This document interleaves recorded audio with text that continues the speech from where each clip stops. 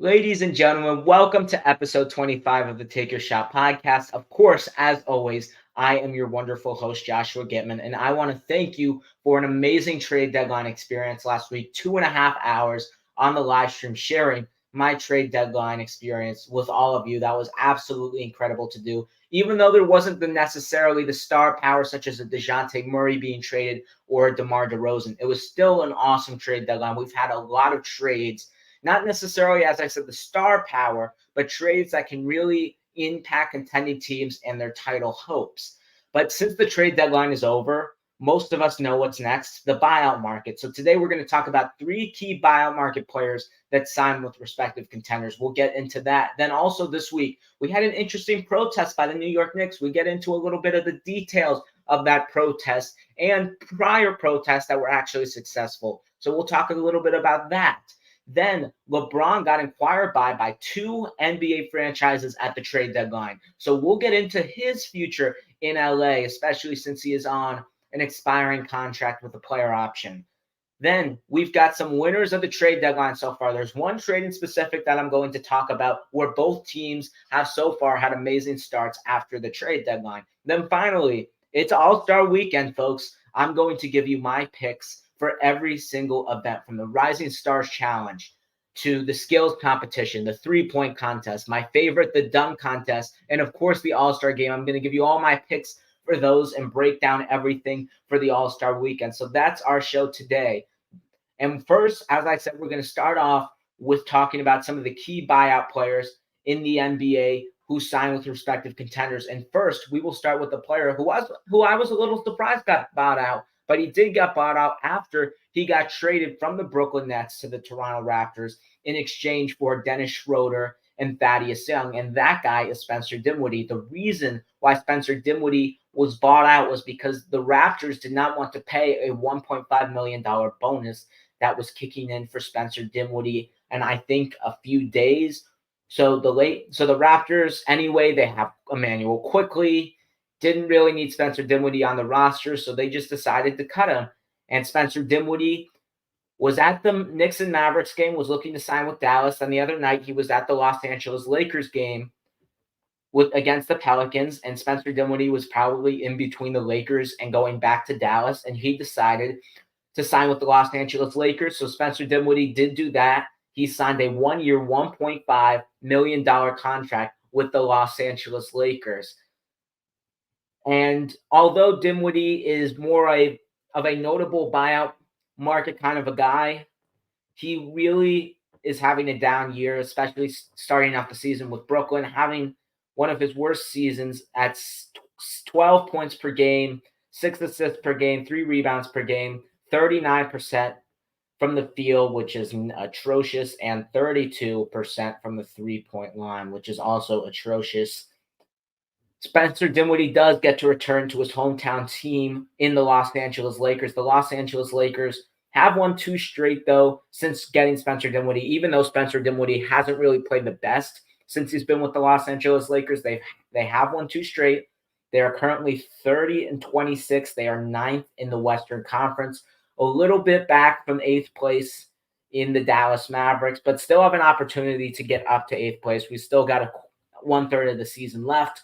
Dinwiddie, by signing with the Los Angeles Lakers, he provides the Los Angeles Lakers with much-needed playmaking and shot making. Even though he's not shooting the ball well, we saw clearly, especially in that conference finals run with Dallas in 2022, that when you need him, Spencer Dinwiddie can be a shot creator and a shot maker. And in playmaking is something, as I said, the Lakers lack beyond LeBron, D'Angelo Russell at times, as we see his inconsistency this season, and sometimes Austin Reeves as well. So I think by getting another playmaker, another veteran in the locker room to help that Lakers team, they've had a lot of ups and downs this season. I think it's something that will be very beneficial for the Lakers. The Lakers had Gabe Vincent on their roster, which I thought was one of the sneakiest pickups of the year because he started with the Miami Heat in the NBA Finals, was playing amazing in the playoffs for them, but has had a lot of injury issues this year. It reminds me of a Kendrick Nunn situation where he played amazing in Miami, signed with the Lakers, and was nobody. So I hope Gabe Vincent gets healthy and gets playing to the way he is. But part of the reason why they assumed the Lakers Gabe Vincent was going to be their backup, potentially starting point guard, but that hasn't happened this year because he's been injured the whole season. So Spencer Dinwiddie can now come in and be that backup point guard to help the playmaking, help LeBron, to help set up LeBron, set up Austin Reeves, help set up the shooters, and not just give all the point guard role to LeBron James, because obviously LeBron James is getting older and he needs to not be a playmaker. LeBron needs to be a scorer if this Lakers team wants to win a championship with him and Anthony Davis at the realm. And plus, probably a little bit more of a reason why the Lakers signed Spencer Dinwiddie, I think, is that Cam Reddish is out with an injury, a knee injury, I believe. Max Christie is also out, I think, with an ankle injury.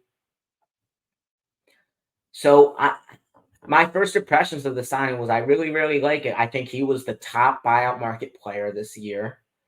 As I said, he can provide for a team in the postseason when they need it.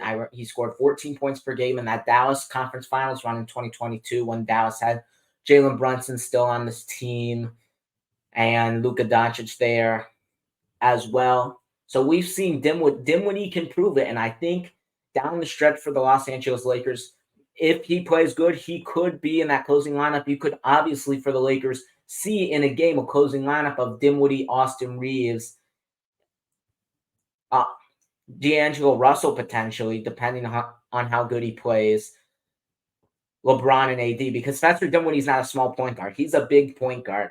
So they could also play D'Angelo Russell along and Austin Reeves with Spencer Dinwiddie in the closing lineup. I think that closing lineup's pretty intriguing for the Los Angeles Lakers. I think there's a lot of offense there, a lot of good defense.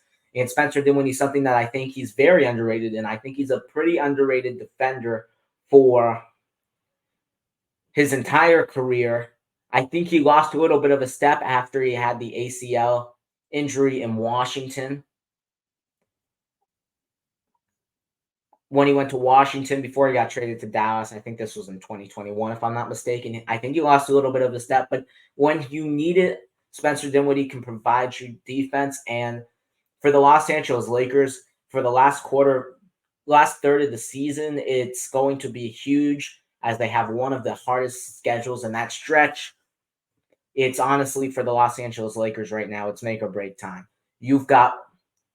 You're currently ninth. I know the West is good. You're 4 games over 500, and you're still the ninth seed. But it's make or break time because you're not in the playoffs right now. Even though we do have the play-in tournament, you're still not in the playoffs. You're still going to have to get through Dallas, Sacramento, or Sacramento, New Orleans, whichever, and potentially Phoenix if they fall off, whichever one of those two teams get into play. And you're going to have to get through those teams in order to make the postseason.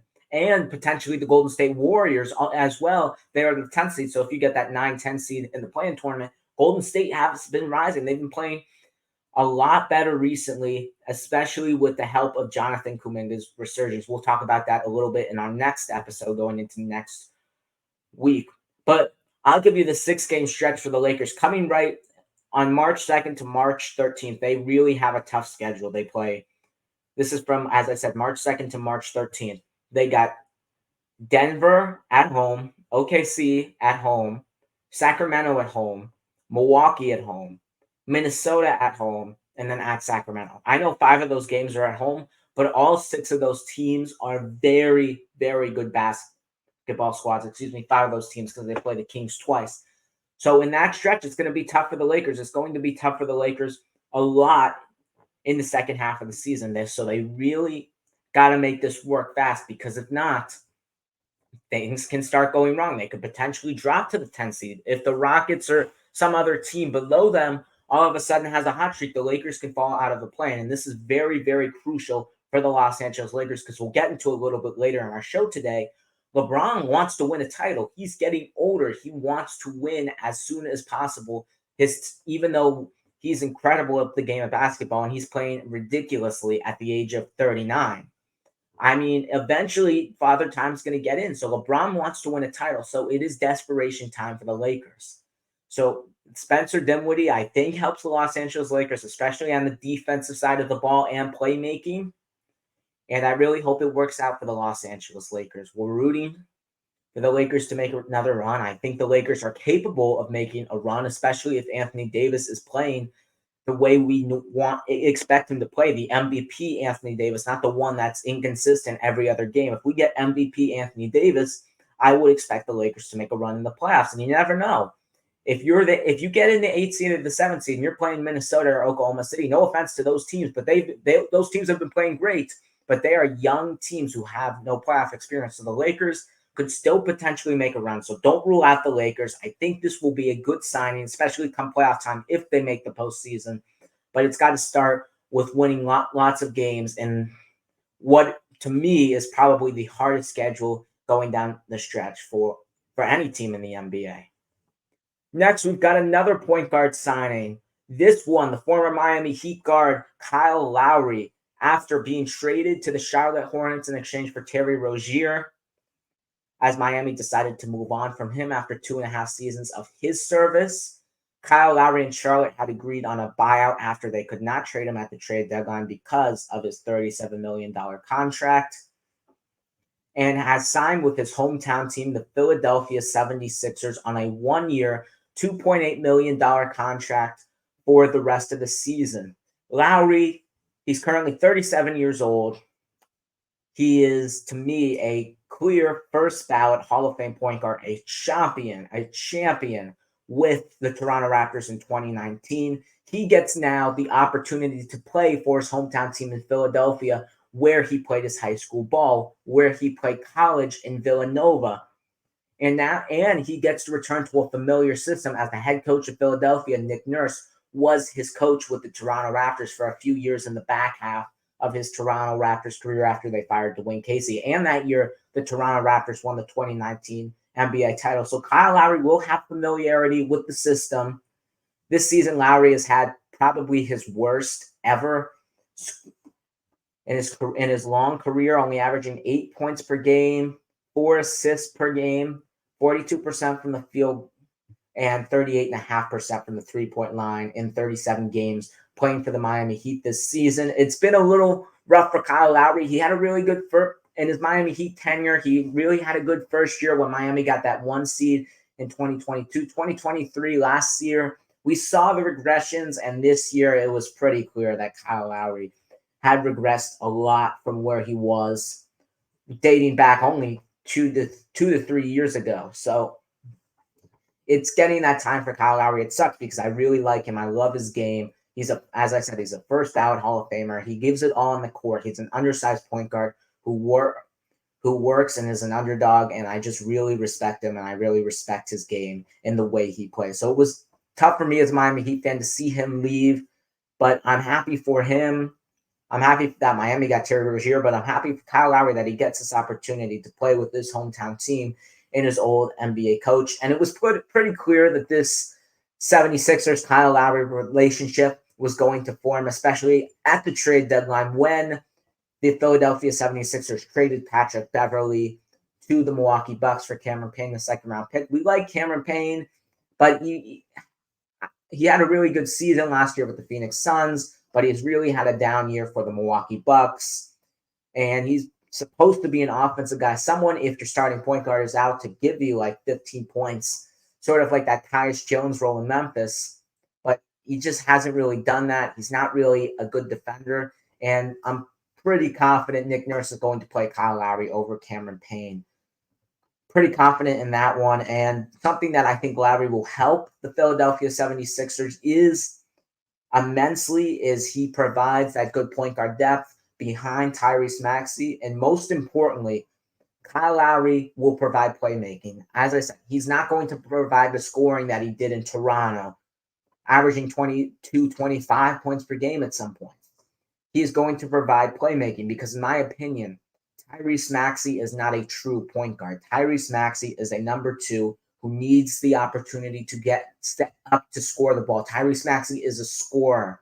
We clearly see it this year. He's putting up huge numbers with and without Joel Embiid on the court, and especially at this time now, he really needs to put up huge numbers for the Philadelphia 76ers, Tyrese Maxey, especially, as I said, since Joel Embiid is currently out of the lineup.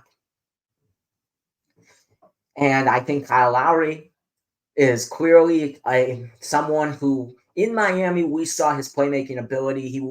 He really has settled on the role as a playmaker, and I think he is one of the most underrated passers today. He's a very good. I think everybody knows he's a great passer, but especially now as everybody's seeing his regression, I still think he is one of the best distributors in the NBA. So I really think he'll provide a lot of opportunities for guys like Tyrese Maxey, for guys like Buddy Hield to set him up on the shot. Who Buddy Hield, shout out to him. He has been playing absolutely amazing so far with the Philadelphia 76ers, averaging like 20 something points per game ever since being traded from Indiana to Philadelphia. So shout out to Buddy Hield. He's been playing amazing. Didn't really have time to talk about him in the podcast today, but shout out to him. He's been absolutely playing amazing. But the question for Philadelphia, as we get back into this Kyle Lowry conversation, is can they hold the fort? Can they not have a dramatic losing streak? They did have a 3-game losing streak before Wednesday night when they lost to the Miami Heat. They had an impressive win in Cleveland, actually breaking the Cavaliers' winning streak, which was pretty impressive without Joel Embiid. Currently, the Philadelphia 76ers, 5th in the Eastern Conference. They're sitting at 32-22. They are 2.5 games ahead of the Miami Heat, who are currently sitting at that play-in spot, and only half a game behind the New York Knicks. So can Philadelphia, with Tyrese Maxey, with the emergence of Buddy Hield, with Tobias Harris, we know how he can score when he's called upon to do so. Kyle Lowry at the backup point guard. They've had some nice young guys, and Ricky Council fill in role, add some contributions for Philadelphia. So Ricky Council for Philadelphia, who nobody really knows, undrafted rookie out of Arkansas, has absolutely played amazing for the Philadelphia 76ers. So shout out to him as well. He will be somebody that a lot more people are going to talk about very, very soon in the coming future. So Ricky Council Jr., very good job for the Philadelphia 76ers. But Philadelphia has the team to really not let down the fort. It's obviously possible. But I think if Philadelphia gets to that 5-4 matchup with the Knicks, I think anything's possible. I think even if they drop to the 6 and let's say they play Cleveland in a 6-3 matchup, I think they can win that matchup in the first round. I think Philadelphia try to win as many games as possible. I'd say probably stay a little bit over 500, even though it's going to be tough without Joel Embiid because he is an MVP player. He averages 35 points a game, and it's hard to make up those 35 points per game, even though Buddy Hield has absolutely been making up part of that 35 points per game, along with Ricky Council and others stepping up for the Philadelphia 76ers. I think if they can hold down the fort, ramp up Embiid, I think the Philadelphia 76ers will still be a threat in the playoffs. I don't know why everybody is disregarding them, even though we do know their playoff history and we do know Embiid. Even if he does come back, he's still going to have to ramp up in order to be at his best, be 100%, be at 100%, be familiar with a new team, with new guys like Buddy Hield, Kyle Lowry, Cameron Payne coming into the mix. So it's going to be a question we're going to have in the second half of the season. Can Philadelphia hold onto the fort? I think they can. If Tyrese Maxey and the boys hold down the fort, I think Philadelphia will be okay for now. We just have to wait and see if Joel Embiid gets healthy and they can be a threat in postseason play. Now, let's move on to a signing that actually happened yesterday.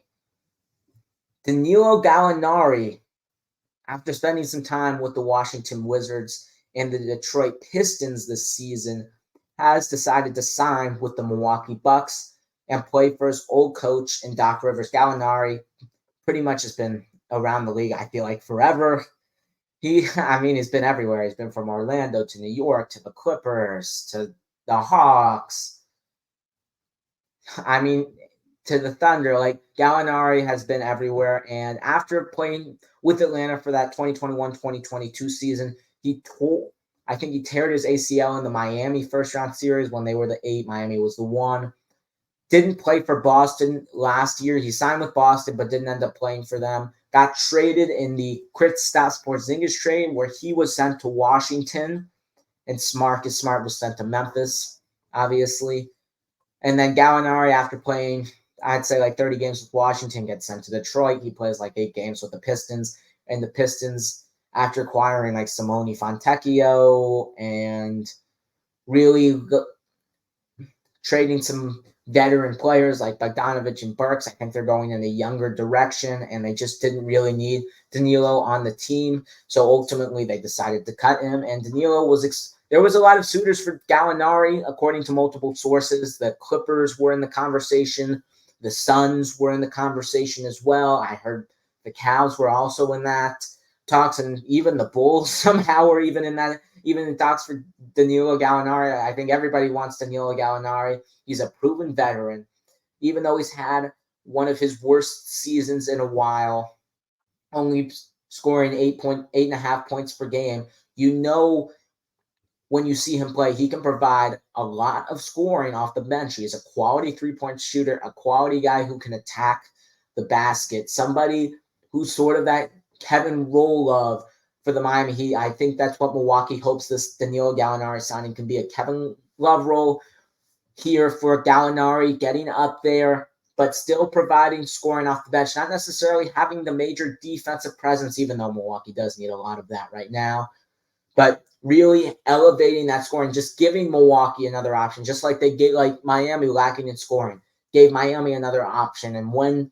it mattered most down the stretches, sometimes when Miami needed a shot for like Kevin Love, he hit that shot. So I think Gallinari can do the same for Milwaukee, especially helping them in their title hopes and a deep playoff run hope.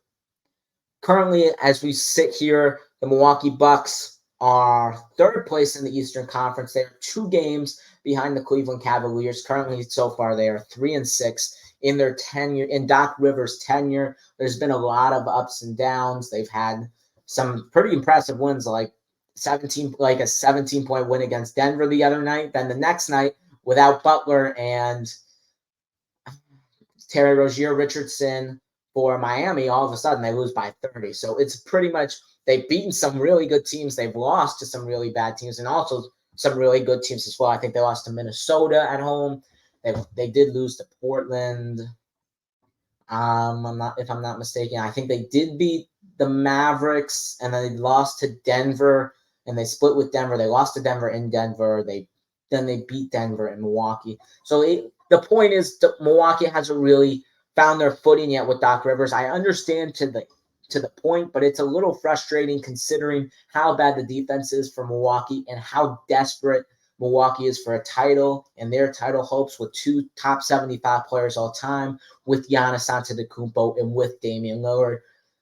And the other stars on the team with Middleton and Lopez. The Bucks are desperate to win a title, and it was this whole mess with Adrian Griffin getting fired after hiring him after you lose as a number 1 seed in the playoffs to an 8 seed in 5 games. Then you fire Mike Budenholzer, who maybe shouldn't have been fired because his defensive systems were pretty good. Then you hire this young first-year coach in Adrian Griffin. That clearly was a mistake. Doc Rivers now comes in. You struggle with him so far. So it's just been a really up and down 8 months for the Milwaukee Bucks ever since April, ever since they lost that first-round playoff series to the Miami Heat. It's just really been up and down for the Milwaukee Bucks, and I can understand the frustration. But if you're Milwaukee, it's hard, but I think you have to give it a little more time. It takes time for a coach to incorporate their system. It's tough when you're coming in at the middle of the season when you weren't even a coach. Doc Rivers, even though he is a veteran coach, he was sitting at the commentary booth at ESPN with Mike Breen and Doris Burke, supposed to covering the finals, and now all of a sudden he gets integrated to this job with a coaching staff that he doesn't even know. He brought in David Yoiger, former Grizzlies and Kings head coach, who was part of the staff with him for Philadelphia. But I think other than that, if I'm not mistaken, every other person is somebody he is not incorporated with his system, and it's not part of any of his prior staff. So it's a tough adjustment for Doc Rivers, and you've got to learn your team. It takes a lot of time to learn your team. That's why at the beginning of the season, we have training camp, we have preseason to learn what your team is, and Doc Rivers just got incorporated into that right away. I know Milwaukee's a very good team,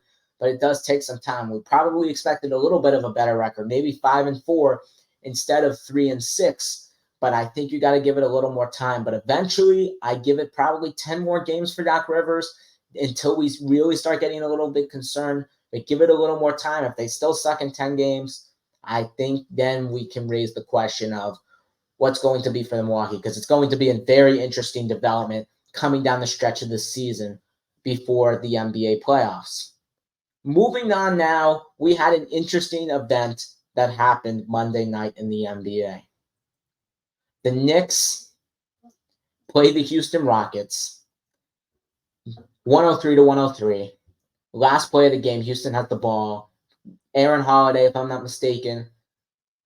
The ref, crew chief Ed Malloy, calls a foul on Jalen Brunson that clearly, when looking at it, in my view, and probably most others' views, was did not look like a foul. And it was called a foul on a shooting foul at the end of the game at the buzzer. Aaron Holiday got some free throws, and all of a sudden the Knicks just get a walk-off loss. And at the end of the game, Thibodeau and Brunson were absolutely pissed. They were like brutal. Thibodeau was running on the court. Brunson was like putting his hands up, almost running at the referee. It was a crazy, wild ending to the game, and I understand the frustration because it didn't look like a foul call. Now, here's the interesting thing. After the loss, the crew chief, Ed Malloy, said that the foul on Jalen Brunson to end the game in that 105-103 loss to the Houston Rockets was actually not a foul by Jalen Brunson. So it should have not been called a foul, and the game should have went to overtime. But it did not, because Ed Malloy made the foul, and he said at the end of the game it was the wrong call. And in the last 2-minute report, it was also said that it was an incorrect call. The call basically cost the Knicks the game. They should have gotten a 5-minute overtime period to play for the win. It was tied 103. It should have been tied 103 to 103, and they should have played a 5-minute overtime. So then, the day after the game, the New York Knicks have now officially filed a protest on the call in hope to eventually play that 5-minute overtime period, whether that's in Houston or somewhere else. And the reasoning behind the protest is literally the crew chief of the game said it was the wrong foul call. It cost the New York Knicks the game. So the New York Knicks are protesting, and not a lot of protests have actually been successful ever before. I think there's only been 7 successful protests of all time. The last one, if I'm not mistaken, was 2007. It was the Atlanta Hawks and the Miami Heat. I think Miami was down 3 against Atlanta. Shaq, when he played for the Heat, the refs thought he fouled out, but he actually only had 5 fouls with like 50 seconds left.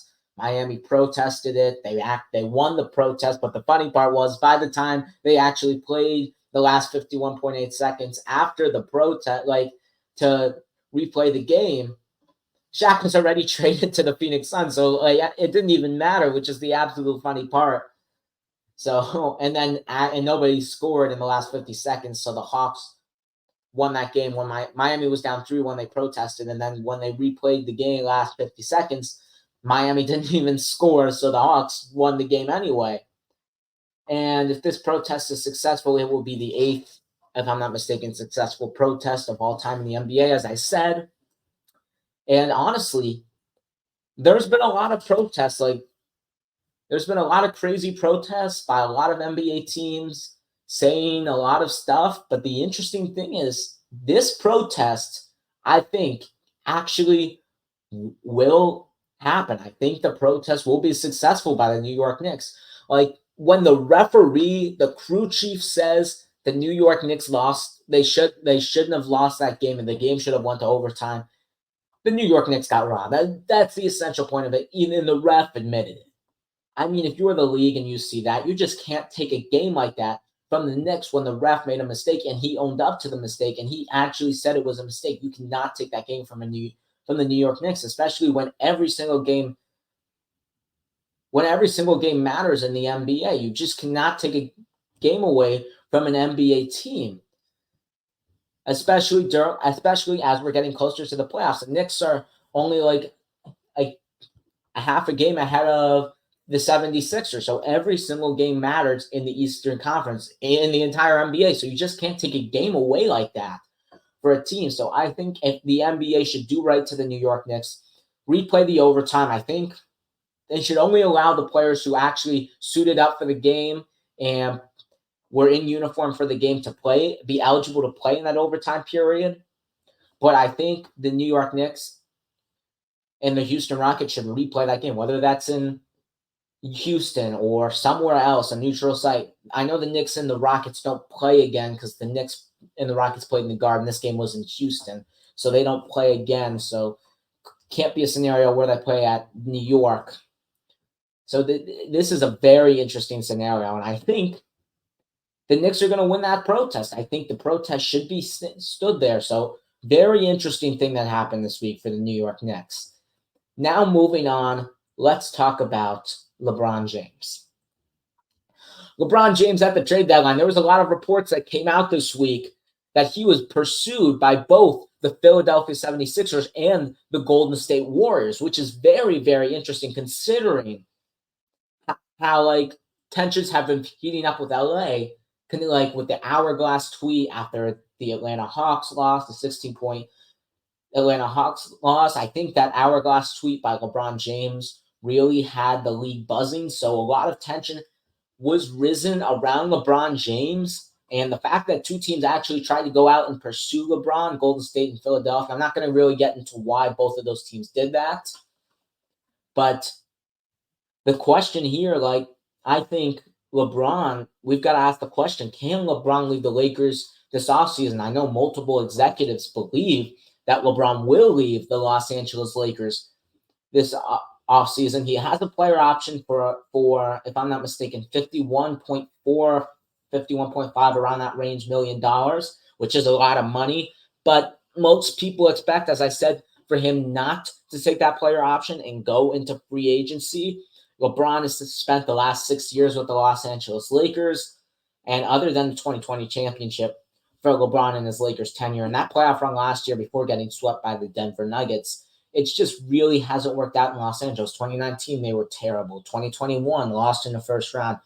2022, were not missed the playoffs completely.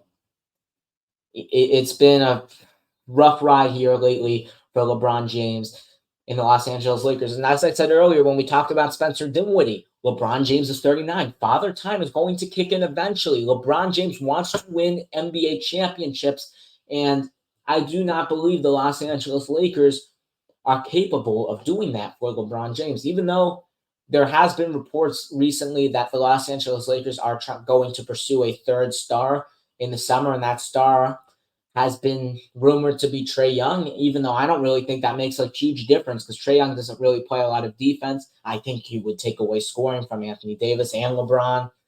So I don't really think that would benefit the Lakers at all. So I think I think LeBron is not really going to do anything in his future with Los Angeles. And one other thing is that Bronny James factor. Even though Bronny James is coming off that concussion, that purrs up that he's okay and he's playing basketball now for the Trojans, USC. He scored 5.6 points per game. Hasn't really had that NBA level play in college, but that's an interesting factor because he does want to play with his son, and his son Bronny's value is going to be raised because of the fact that LeBron wants to play with his son, and LeBron may very well sign with the team that drafts Bronny James. Especially if it's a team that is contending for an NBA championship. So that factor is going to be interesting there for LeBron James. And ultimately, if I have to predict it, I think LeBron James is going to leave the Lakers. I'm going to say it. LeBron James will not be a member of the Los Angeles Lakers after this offseason. I know Rich Paul, his agent, the well-known agent from Clutch Sports, LeBron's agent, has come out and say that LeBron is happy with the Lakers, and and obviously LeBron knows that you can't win a title every year, but we know LeBron's mentality. We know LeBron's drive. He wants to win titles, and he's not going to do that with the Lakers. I just don't really trust the Lakers anymore, especially now with a very deep and a very high-quality Western Conference. Remember, they're still doing okay this season. They're 4 games over the 500, yet they are the 9th seed in the Western Conference, so not even in the playoffs. So time's ticking, and LeBron knows it. So I think this storyline of LeBron leaving the Lakers, I don't think is getting talked enough around the national media circles, because this is probably the hugest story of the second half of the season, other than the playoffs and teams getting prepared for the playoffs. The biggest offseason story that we're looking forward to is what's going to happen to LeBron. This is not talked about enough. LeBron freaking James might leave the Lakers and he might go to another team, and that will be that could shake up the league, especially if it's a team that's one piece away from a championship contender team like the New York Knicks. I'm just throwing them out there. Maybe he goes to Philadelphia. Maybe he goes back to Miami or back to Cleveland. Who knows? But that factor, that Bronny factor is going to loom well, and the frustrations with the Lakers, especially if they have a disappointing playoffs, is going to loom large for LeBron James. And I think nobody's talking about this, and it should be talked about a little bit more here. Moving on from the LeBron James talks, we'll get into a little bit more of that in our episode next week, where I'll reveal what we're going to talk about in the episode at the end of the show. But for now, let's move on and talk about the trade deadline here. Some teams that have been playing really, really well after the NBA trade deadline. There's two teams that I'm really going to talk about here, the Dallas Mavericks and the Charlotte Hornets, and it's specifically one or two trades. One trade in particular, the PJ Washington trade for Charlotte that sent PJ Washington to Charlotte for Seth Curry, Seth Curry, Grant Williams, and a bunch of second-round picks. The Davis Bertans one was from Oklahoma City that sent Gordon Hayward out to OKC. Bertans, Trey Mann, and Milicic goes to the Charlotte Hornets. So we'll talk about the Hornets a little bit later, but first let's talk about the Dallas Mavericks, because the new big men that they acquired, the Daniel Gafford and PJ Washington, have absolutely been dominating. Gafford, in only 3 games for the Dallas Mavericks, has averaged 15 points per game and 12 rebounds per game. That's absolutely incredible, considering how he really wasn't even putting up those numbers in Washington. And when players play on bad teams and they go to good teams, most of the times their numbers go down, not up. So it's a little bit surprising that Gafford is having this amazing start. It's only been 3 games, but it's been very impressive for Daniel Gafford. And then PJ Washington, he had a great first game, been a little bit up and down these past 2 games for Dallas, and he's averaged 8.5 points per game and 5 rebounds per game. Currently, at this state, Dallas is on a 6-game winning streak. They have won 3 straight since the trade deadline, since acquiring Gafford and PJ Washington, since they have played. They're currently 32-23. They're 7th in the Western Conference. They are a game and a half behind Phoenix for 5th in the Western Conference.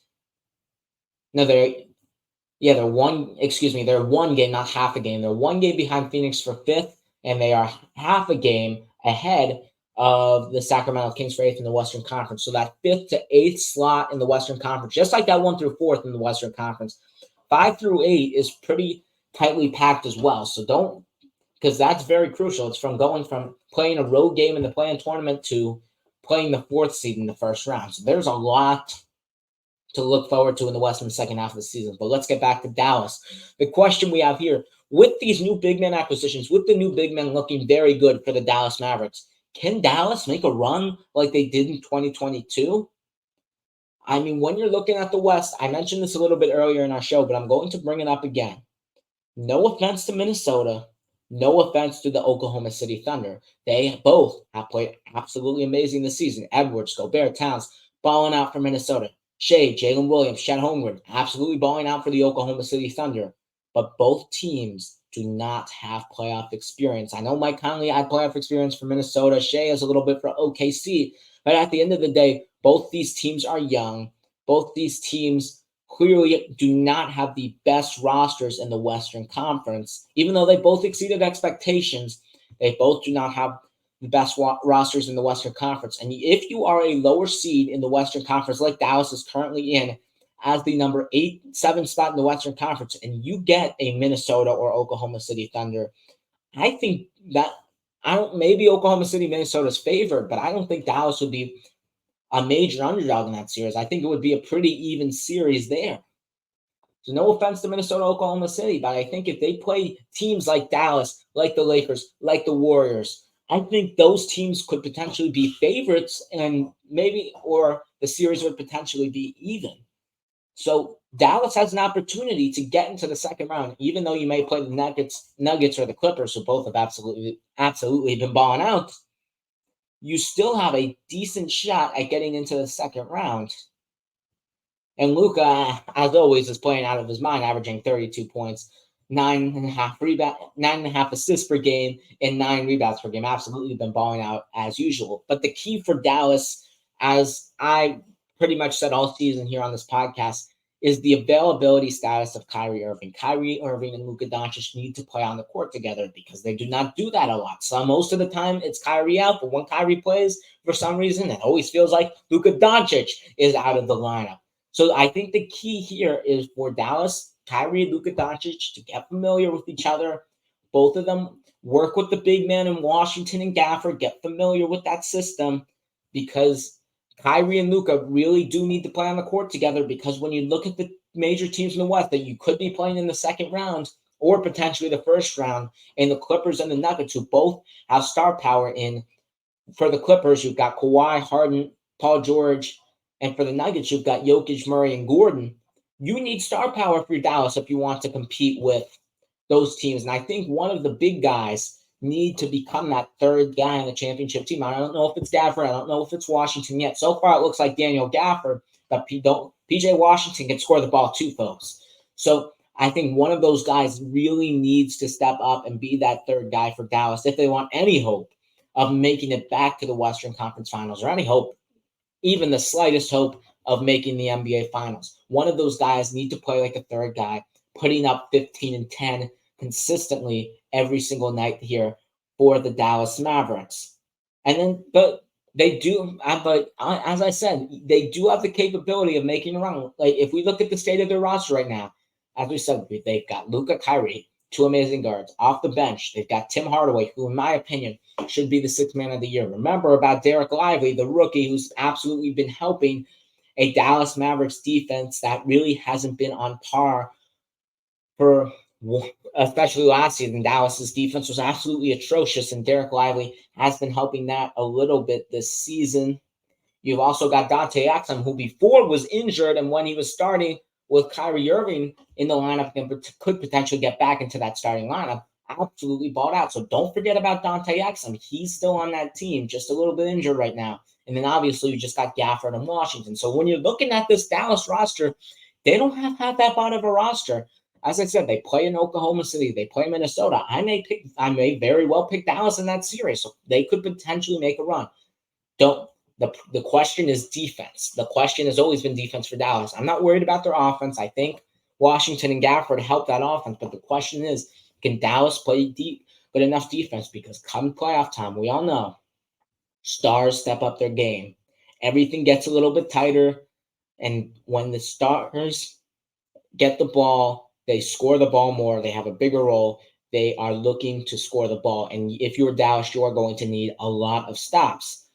So, no, like if Dallas doesn't have good defense, they're not going to win, especially against a high-powered offensive team and like Oklahoma City or the Clippers or a team like Denver where you can't stop Jokic. I think Gafford and Washington and Lively are going to be both huge in this postseason, especially if you do run into a Denver or even an Oklahoma City with Jokic and Chet Holmgren and Minnesota as well with Karl-Anthony Towns. I know the Clippers don't have that kind of a big man, but for the other three teams, the three of the top four teams, they have very impactful big men. So I think the big guys for Dallas really need to play consistent defense if Dallas has any hope of making a run. Luka obviously got to be Luka, which he always is. And Kyrie needs to be out there playing consistently, playing with Luka, playing with the guys.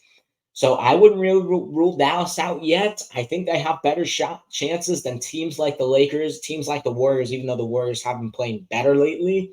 I still think they have a better chance than those teams. I still think they have a better shot at making a run than a team like Sacramento, a team like New Orleans.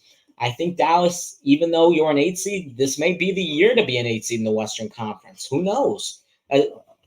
I mean, no, as I said, no offense to OKC in Minnesota, but if I'm the bottom of the West, like the bottom seeds of the West, I want to play those teams over Denver and the Denver Nuggets. So no offense to those teams, but I think Dallas right now, I think they just need to stay intact, play good defense.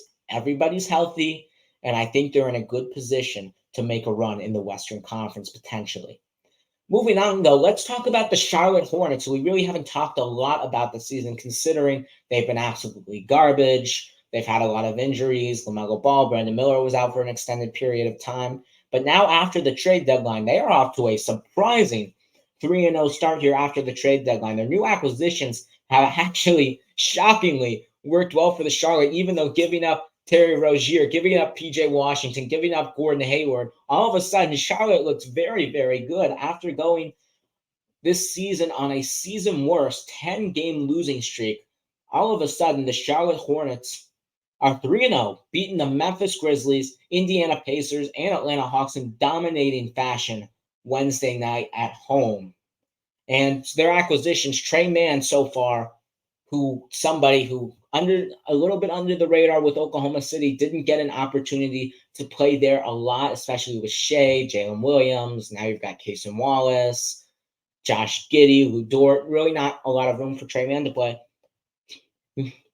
He now gets traded to Charlotte in that Gordon Hayward trade. All of a sudden, with LaMelo Ball being out, he's the starting point guard for the Charlotte Hornets, and he's absolutely balling out, averaging 13 points per game, 7 assists per game, and even 7 rebounds per game for Charlotte. So watch for Trey Mann's development here with Charlotte, because I don't think he really got that opportunity in Oklahoma City, as I said, with the amazing guard play.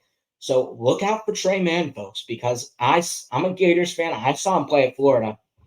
That man can score the ball. So look out for Trey Mann with the Charlotte Hornets. Under the radar pickup there for Charlotte. Then they also now got Grant Williams, who after a disappointing start to his year in Dallas, after choosing to sign there, really didn't work out with Luka Doncic. A lot of tension there with the Luka Doncic changing from Luka's to Jason Tatum. That whole conflict there, gets traded for PJ Washington, now playing for Charlotte.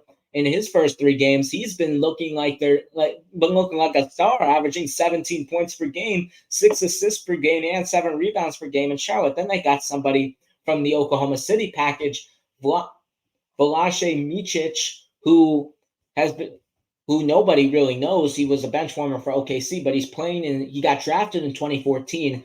He's playing in his first season for the Oklahoma City Thunder.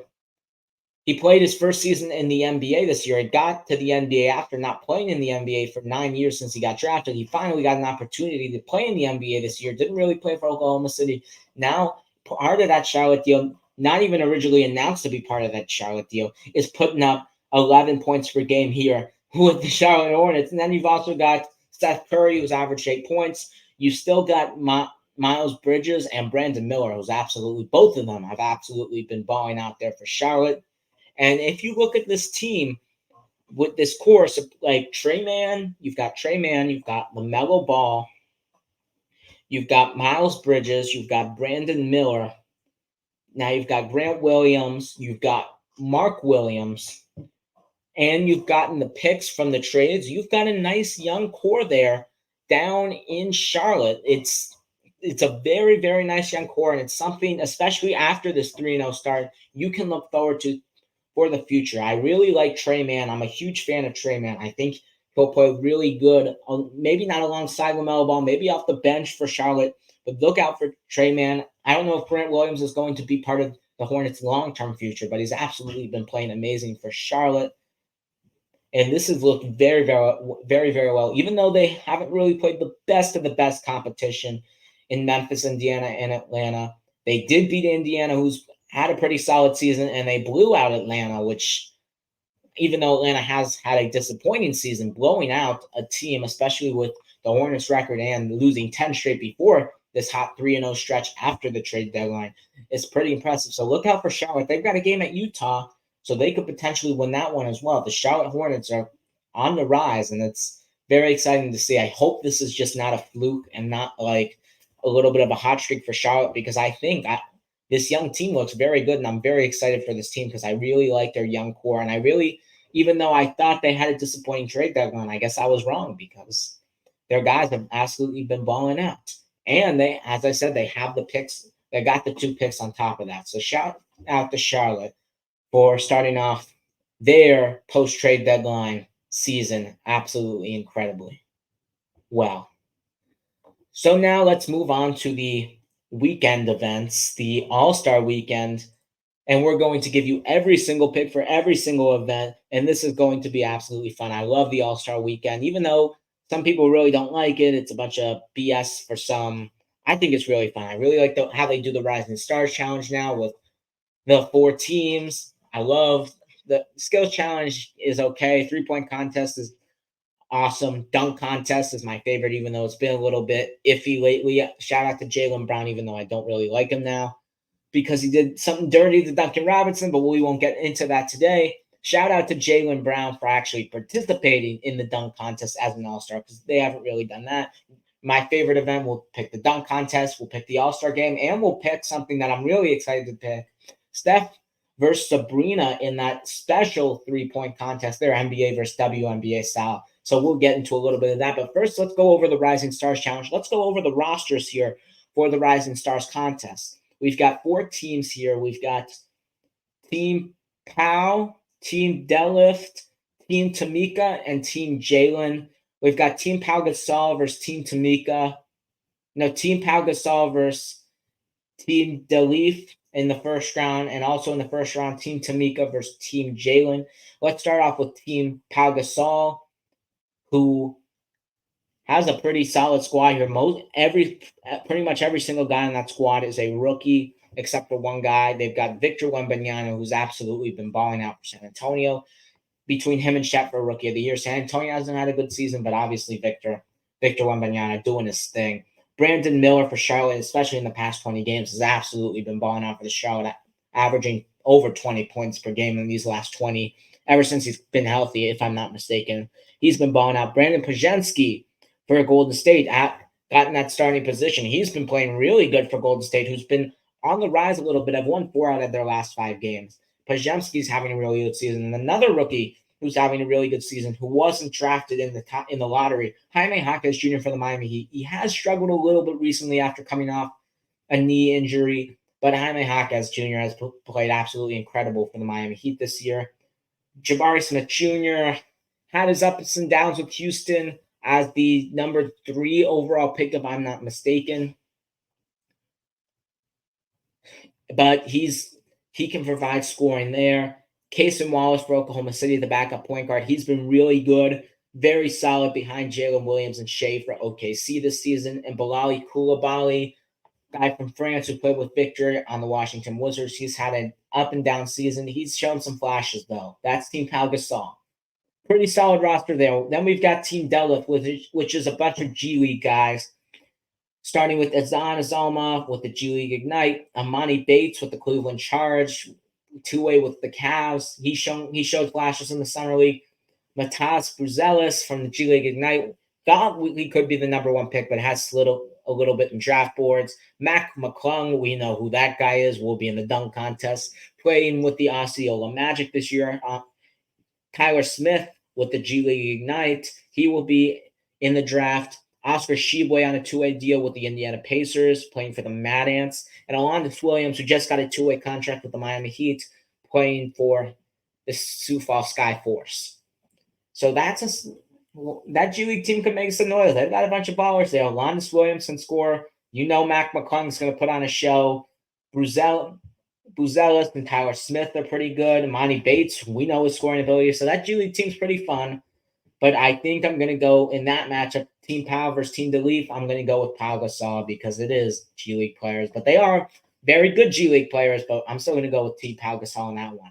Next, we've got the next 2 teams who are playing each other. Team Tamika, who was probably the best player in the Rising Stars contest. Paolo Banchero, all-star this year for the Orlando Magic. Absolutely been balling out for Orlando, leading them to the number 8 seed so far in 2/3 through the NBA season. Then we've got Jaden Ivey, who didn't really play at the first half of the season with the Pistons because of Monty Williams, but now has gotten a playing opportunity, but is playing a little bit better for the Pistons. Jalen Duren has been solid for the Pistons. Not really great, not really bad.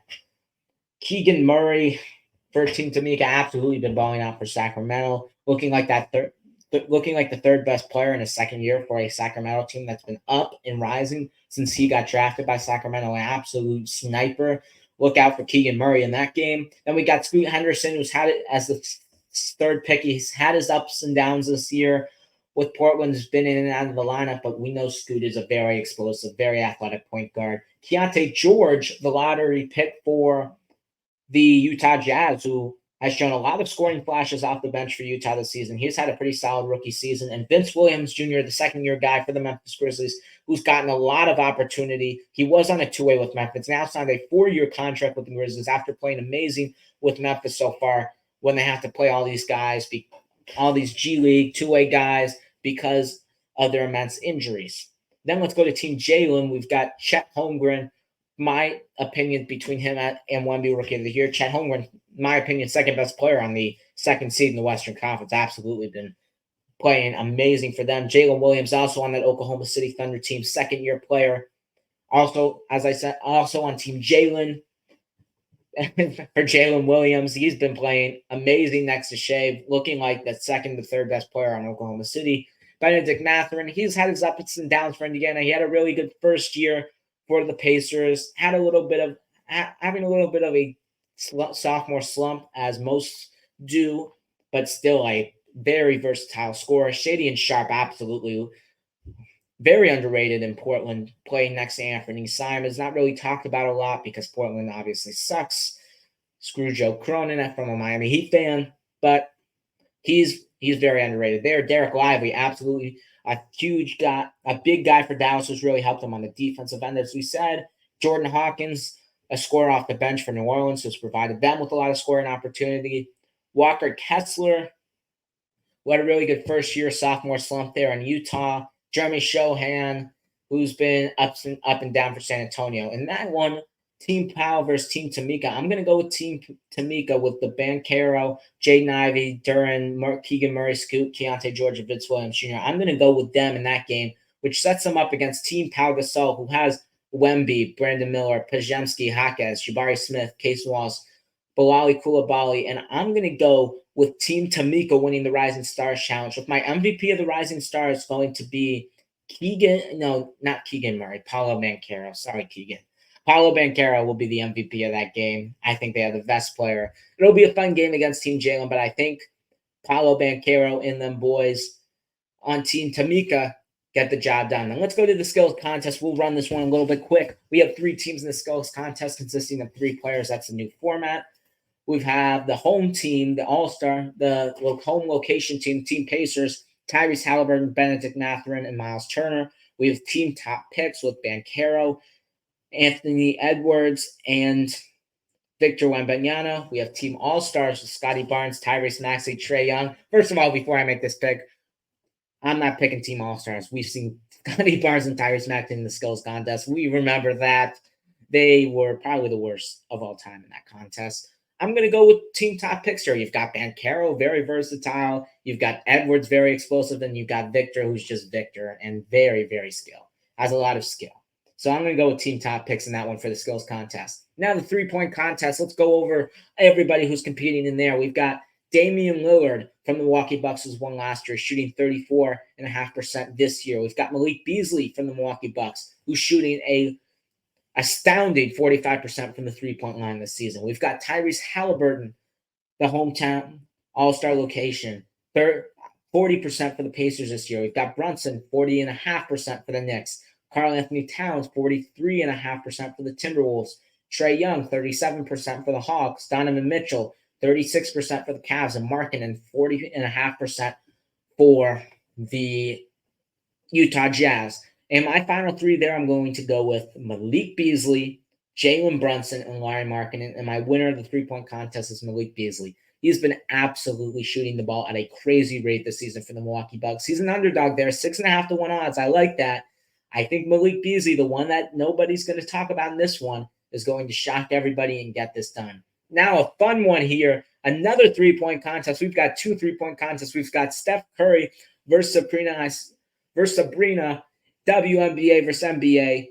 Steph is shooting 42% for the Warriors. Sabrina is shot 45% last season for the New York Liberty. Clearly, Sabrina looks superior to Steph Curry in this one. Sabrina only missed 1 shot in her WNBA 3-point contest. And you know what? I'm taking the upset.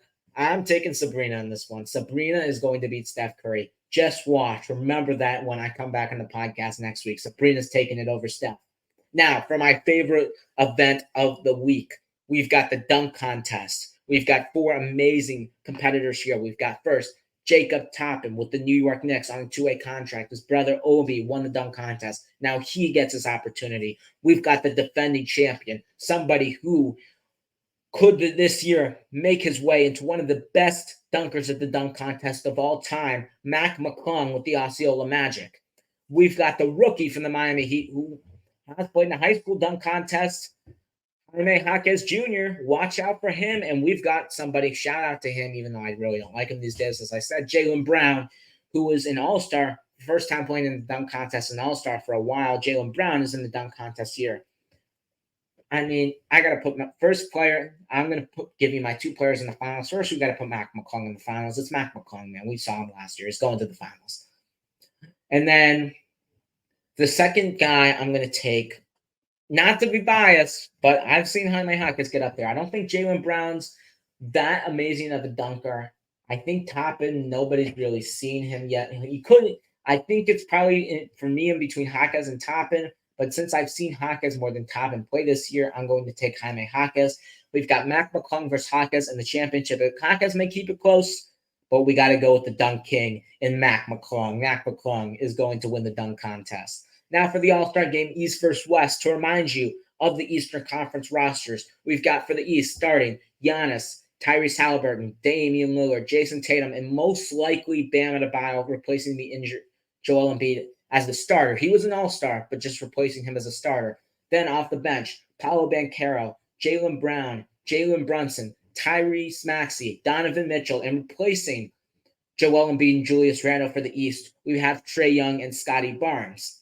For the Western Conference, we've got LeBron James starting, Luka Doncic starting, Kevin Durant starting, Shai Gilgeous-Alexander starting, Nikola Jokic starting. Off the bench, we've got Devin Booker, Steph Curry, Anthony Davis, Anthony Edwards, Paul George, Kawhi Leonard, and Karl-Anthony Towns. Kawhi may not play, but to me, looking at the rosters up front, I'm pretty sure you can tell who I think is going to win. I think the Western Conference is going to take this one, and it's going to be a blowout in this one. Even though they have that first to 24 points rule, I'm going to take the West in dominating fashion. I think the East may keep it close for a little bit, but I think the West have a better team, and I'm going to take the Western Conference in the All-Star game. And that is all the time I have for you today. Thank you so much for watching the Take Your Shot podcast today. And remember, please follow on Instagram at take_your_shot_podcast_. Again, that's at take_your_shot_podcast_. And tell me how you would have taken your shots on these takes. That's all my shots for the week. See you next time in episode 26, where we go over the biggest questions going into the playoffs for the rest of the season. Thank you so much again for watching, and see you next time.